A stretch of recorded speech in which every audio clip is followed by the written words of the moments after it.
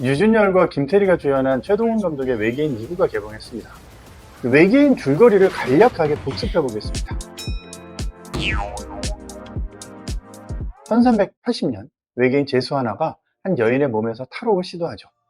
하늘에서 포털이 열리면서 자동차가 뚝 하고 떨어집니다. 탈옥한 외계 제수를 잡기 위해서 고려로 넘어온 외계 로봇 경찰들입니다. 요괴로 취급받아서 공격을 받은 여인은 치명상을 입은 상태에서 아이를 살려달라는 유언을 남기고 죽습니다. 그로부터 10년 후인 1391년 고려에는 얼치기도사 무룩이 현상 수배 전단을 보게 됩니다. 이 현상 수배 전단을 보는 순간 무룩한테는 약간 어떤 아련한 기억 같은 게 떠오르죠. 다만 그게 누군지는 잘 모르겠다 이렇게 생각을 하죠. 이후에 신검을 발견했다고 알려진 개똥이라는 인물을 찾아서 행방을 묻습니다. 이에 무룩은 현감을 만나러 개성으로 갑니다. 하지만 개성에 도착해 보니 신검을 찾는 이는 무룩뿐이 아니었습니다. 다시 2022년 9월 대한민국으로 돌아오겠습니다. 가드는 이안의 아빠로 살고 있습니다. 어느 날 이안은 가드와 썬더가 나누는 대화를 엿듣게 됩니다. 내일 지산병원의 19번째 죄수 호송선이 도착할 것이고 죄수 감옥으로 쓰일 사람 수는 총 107명. 이런 메시지를 듣죠. 다음날 이안은 자전거를 타고 몰래 지산병원으로 이동합니다. 그 순간 하늘에서 아름다운 구름이 병원 건물을 향해 다가와 자그마한 물체 같은 것을 지상에 투하합니다. 순간 물체 안에서 날카로운 촉수가 튀어나오고 여기저기 사람들의 몸으로 들어가게 되죠. 이게 바로 아주 오래전부터 외계인들이 인간 뇌에 그들의 죄수를 가두던 방식이었던 것이죠. 죄수 호송선은 주입을 마치고 지상에 떨어졌던 작은 원석의 모습으로 돌아가게 됩니다. 같은 시각 무룩 일행은 살인귀의 거처를 찾아가서는 벽화로 그려진 외계인 행성의 모습과 UFO 그리고 썬더의 비행체 모습 등을 확인하게 됩니다. 그리고는 대감댁 장례식장에 잠입하기 위해서 가짜 신랑이 됩니다. 하지만 신부 쪽도 이안이 바꿔치기한 상태죠. 여기서 이안을 실제로 본 무룩은 또다시 어디선가 본 듯한 인상을 느낍니다. 이 장례식장에 모인 무룩과 이안, 청운과 흑살, 살인귀와 밀본 도사들은 한바탕 신검 각축전을 벌이게 되고요. 마침내 신검은 자장의 차지가 됩니다. 다시 현대로 넘어가겠습니다. 얼마 후 지구에는 V자 모형의 대형 UFO가 다가옵니다. 이때 가드에게 비행체 한 대가 집으로 온다는 긴급 메시지가 도착하죠. 마침 가드가 도착하고 두 로봇이 격투를 벌이는 사이에 문도석은 탈출합니다. 가드는 흉부에 치명상을 입고요.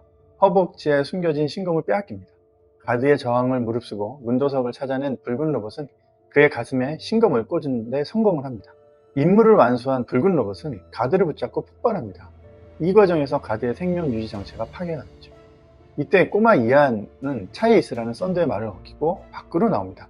차에 태워진 이안은 아수라장이 된 광경을 목격하면서 살아남게 되는데요. 깨어나 보니 고려시대입니다. 악몽에서 깨어난 이안 옆에는 자장이 서 있습니다. 자장과 설계자, 살인귀, 이안, 가드와 썬더가 고려에 떨어졌을 때 그들을 발견한 자들은 황릉현감, 청운과 흑설, 개똥이 이 4명이었습니다. 이제 자장은 설계자의 몸에 있었던 외계 죄수가 옮겨간 것을 이 4명의 몸 중 하나라고 용의자를 좁혀가죠. 다시 현대로 넘어오겠습니다. 하바가 가득 찬 서울 도심의 한 건물에서 죄수 자장이 깨어납니다. 하바가 담긴 비행체를 뺏기는 과정에서 가드는 신검을 발동시켜서 1380년도에 고려로 날아갑니다. 불붙은 차는 새 죄수를 매달고 열린 하늘에서 떨어져 버립니다. 이것을 목격한 이들은 현감과 청운과 흑설 그리고 옆에서 현감을 모시던 어린아이 무룩 마지막에 개똥이었습니다. 무룩은 떨어지는 차를 끝까지 주시하게 되죠. 가드는 여기서 죽고 물에 빠진 이안은 신검을 놓치고 썬더는 자신을 찾아달라는 말과 함께 비행선으로 변하면서 물속에 가라앉게 됩니다. 악몽 같은 순간을 떠올리며 기절했던 무룩이 깨어납니다. 이 장면을 지붕 위에서 보던 청운은 흑설에게 이렇게 이야기하죠. 아까 자장방에 적혀 있었던 황릉상에 있었던 4명 거기 1명이 빠졌네요. 4이 아니라 5이었어요. 그러자 흑설이 대답을 합니다. 현감에 어린 제자도 있었죠. 청운과 흑설은 무룩을 죽여야 하는지 살려야 하는지 혼란스러워하면서 영화는 끝이 납니다. 외계인 2부는 그래서 다짜고짜 청운과 흑설이 무룩을 죽이자는 내용부터 시작이 됩니다. 저 처자의 지압이 되는 분이시다. 과연 무룩이 설계자일까요? 이런 궁금증을 가지고 보시면 훨씬 더 재밌습니다. 외계인과 지구인이 제각기 다른 목적으로 이 신검을 차지하고자 쟁탈전을 벌이는 것이 외계인의 주된 줄거리이기도 하죠. 한국판 어벤져스라고나 할까요? 이분은 훨씬 더 정신이 없으니까요. 영상 잘 보시고 극장에 가시면 좋겠네요.